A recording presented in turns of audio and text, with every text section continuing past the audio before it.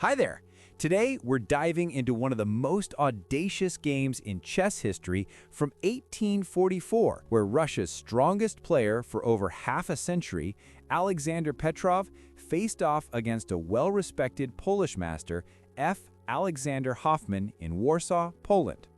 Hoffman played with the white pieces, while Petrov played black. The game begins conventionally, opening with pawn to e4, and black responds with pawn to e5. White continues with knight to f3, attacking that e5 pawn, and black defends with knight to c6.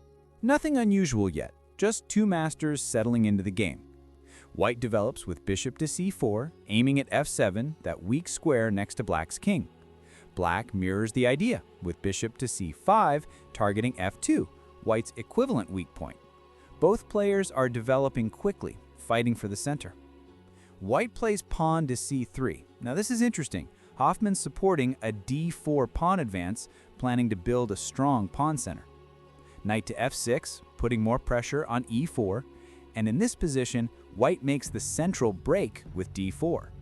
Black captures, and white could recapture here, but instead push the pawn attacking the knight on f6. The knight retreats to e4, finding a nice central square that eyes d2 and f2.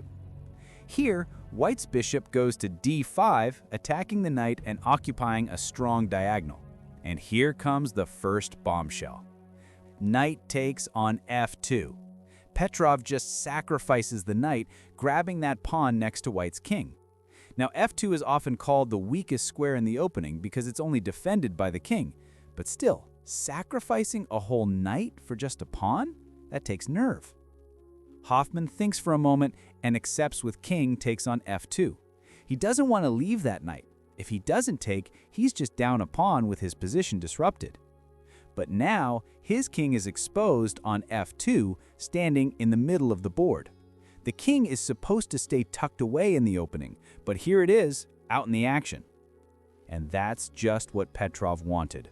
White had taken the bait. And so black continues with pawn takes on c3 with a discovered check. Hoffman's king has to move again. Pawn takes on b2, and white finally eliminates the dangerous pawn. The material position at this point is pretty much balanced. Black develops with knight to e7.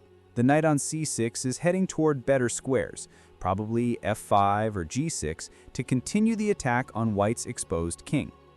White plays knight to g5, going after f7 and trying to create his own threats. If white can coordinate an attack, maybe this exposed king position won't matter.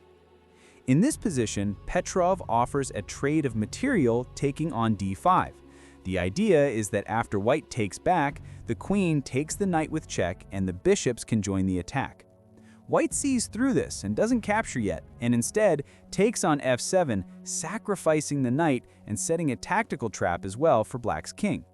After the king takes, the queen would then take the knight with check and capture the bishop after the king moves away. And here it comes, the move that made this game immortal. Black doesn't capture the knight. Petrov castles kingside. Let me repeat that. Black castles. After sacrificing a knight on f2, after offering up another knight on d5, after white's knight is forking the queen and rook on f7, Petrov calmly castles. King to g8, rook to f8. The king tucks into safety, the rook activates on f8, and Hoffman's sitting there staring at the board thinking, did he just... And this move? Absolute cinema. This is among the most brilliant moves in chess history. Petrov sacrifices his queen in exchange for activity and initiative. You'd come to understand more about that in the moves that follow. Hoffman takes the queen. Of course he does. Knight takes on d8. He's won the queen.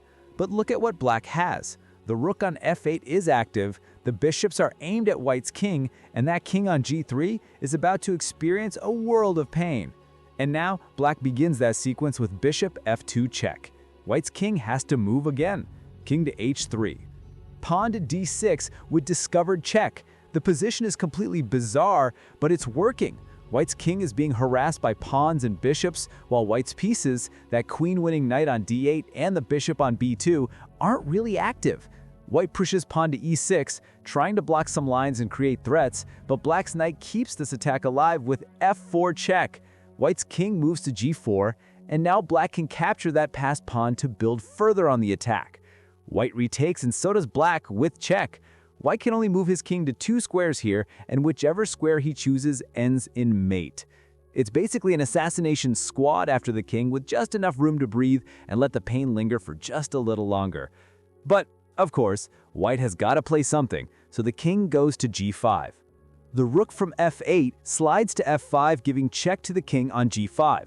The rook is cutting off the entire 5th rank, controlling key squares. Only move, king to g4. Pawn to h5 check. This pawn is also cutting off escape squares. The king can't go to h5 or h4 anymore. Again, only move h3. And now, black delivers the final blow. Rook to f3 checkmate. h4 and g3 squares are controlled by the bishop on f2, and g4 is controlled by the pawn on h5. There's literally no escape. In just 20 moves, Petrov had given away his queen, choosing instead one of the most bizarre moves to an onlooker, castling. And that made all the difference. That was art. Before you go, share your thoughts on the game. And please support us if you haven't already by subscribing to the channel and leaving a like. Thanks for watching, and see you in the next one.